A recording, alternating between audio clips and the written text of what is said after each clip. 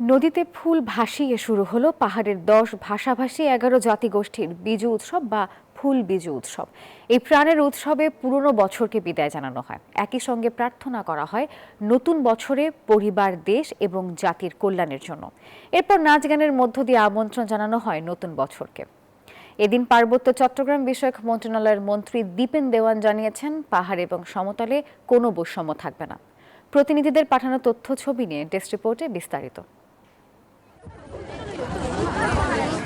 ফুল বিজু হলো পার্বত্য চট্টগ্রামের চাকমা ক্ষুদ্র নৃগোষ্ঠীর 3 দিন ব্যাপী বিজু উৎসবের প্রথম দিন, যা জল বা নদীতে ফুল ভাসিয়ে পালন করা হয়। এই দিনে তরুণ তরুণীরা ভোরে বন থেকে ফুল তুলে পবিত্র মনে বুদ্ধের পূজা করেন এবং পুরনো বছরের সব দুঃখ কষ্ট ভাসিয়ে নতুন বছরের জন্য আশীর্বাদ প্রার্থনা করেন।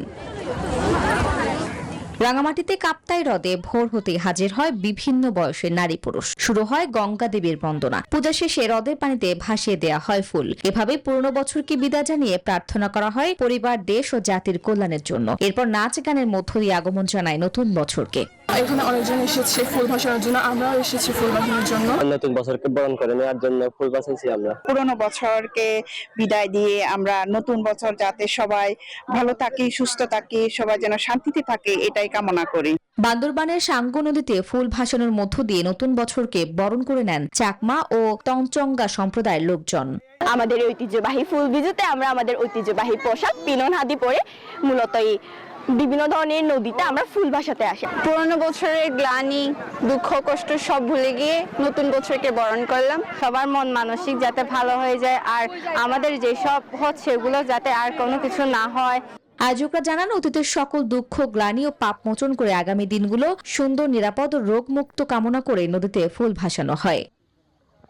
গত বছরের যত সব জঞ্জাল আছে সবকিছু মুছে ধুয়ে যাক এই পবিত্র ফুল বসানো বা বাসানোর মাধ্যমে আমরা এই দিনটিকে সুন্দরভাবে পালন করি।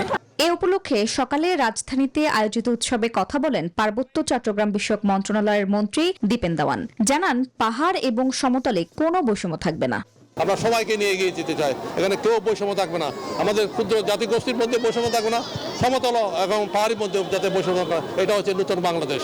সোমবার পালিত হবে পাহাড়ে মূল বিজু। এছাড়া 14 এপ্রিল সারা দেশের সাথে মিল রেখে পাহাড়ে উদযাপিত হবে বর্ষবরণ উৎসব। Desk report, news 24।